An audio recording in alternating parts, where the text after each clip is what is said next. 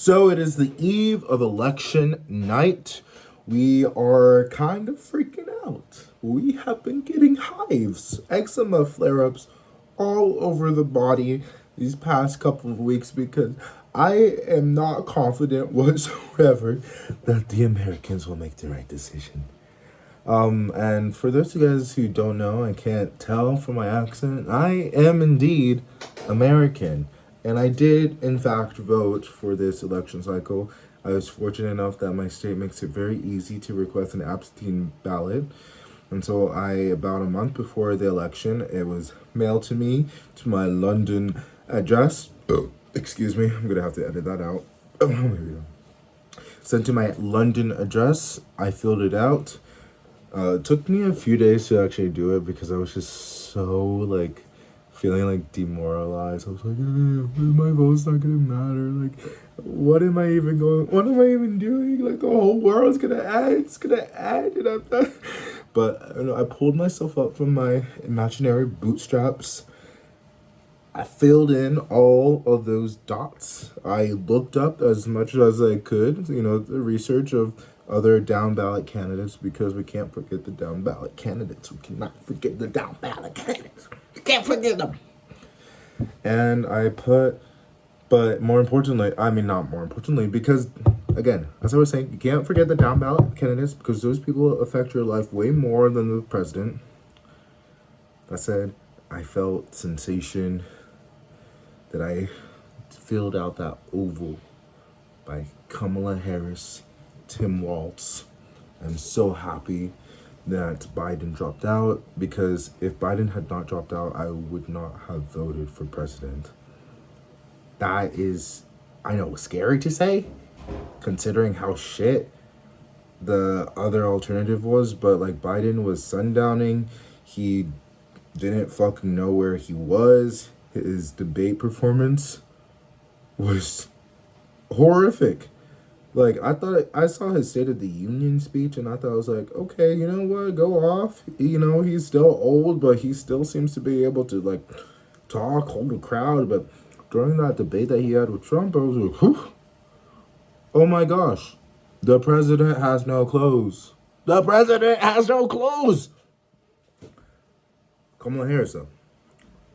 I'm happy that she's the nominee. She's definitely cultivated coalitions way better than I thought, way better than obviously the media thought.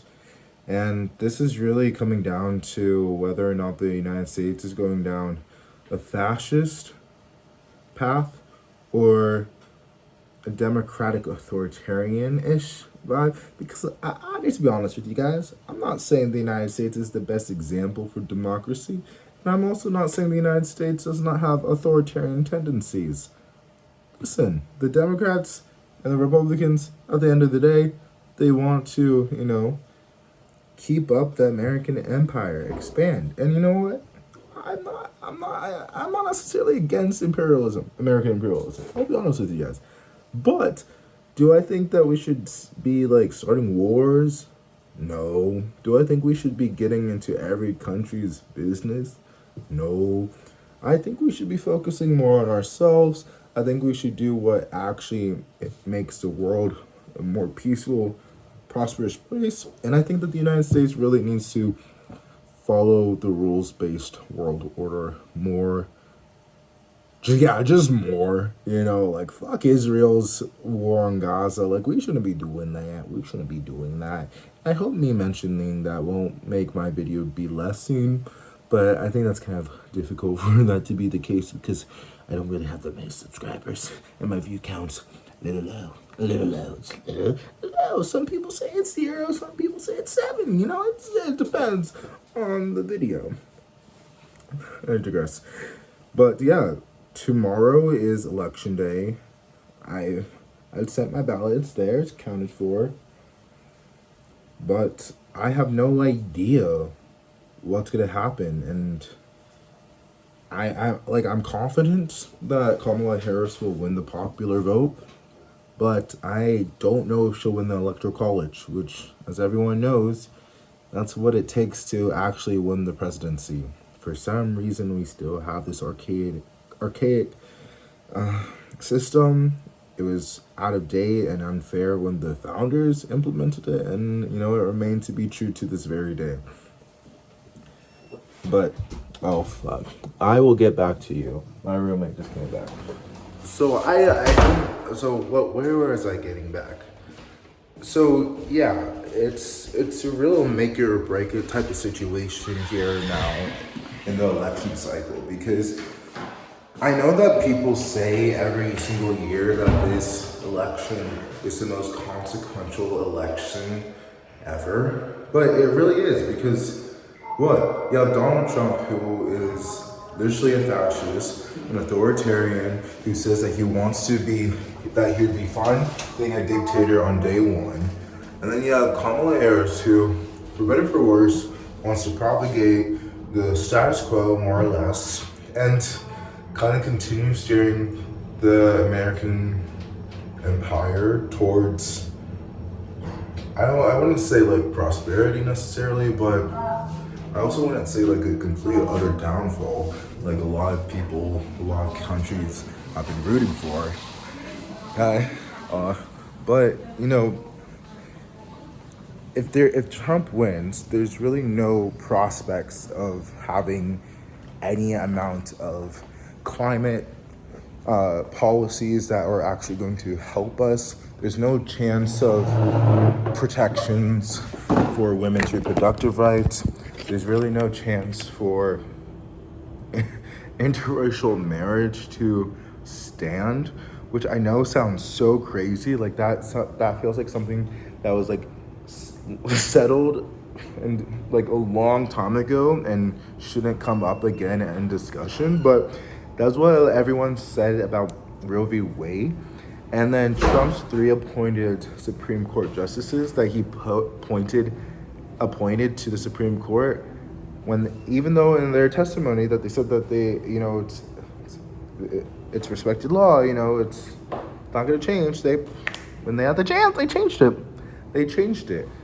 So like, there's really no hope that we will be able to keep our progress, and there's definitely no hope that we'll be able to promote and propagate more progress. And Americans across the country, whether you're Republican, Democrat, conservative, progressive, independent, like everyone's hurting. Like it's really bad right now. And I really want to have hope. I don't see there being any hope if Trump wins. And if you're a Trump supporter, or if you're just kind of ignorant about what's actually been happening, what happened during his 4 years and what's happening now, especially with his support of Project 2025. I know he's disavowed it, but many people, hundreds of people who worked in his administration are working for the Heritage Foundation, which is responsible for that. And also he has so many people in his cabinet who are like really close to the whole project. So I'm not going to let him like just lie to me. And this motherfucker's lied over 33,000 times since coming in the public stage in 2015. Like, that's dead ass facts. He's lied that many times. It's crazy. But am I gonna sleep well tonight? I don't know. I'm already kind of like I'm freaking out even more right now just talking about the potential shit show that's going to be going on. And the thing is, I'm going to be in the UK, which is a few hours ahead, like what, 5-6 hours ahead. So it's usually like election night is an all-nighter thing, but it will be an all-nighter thing for me. But also, I will also be able to sleep before the final results come in.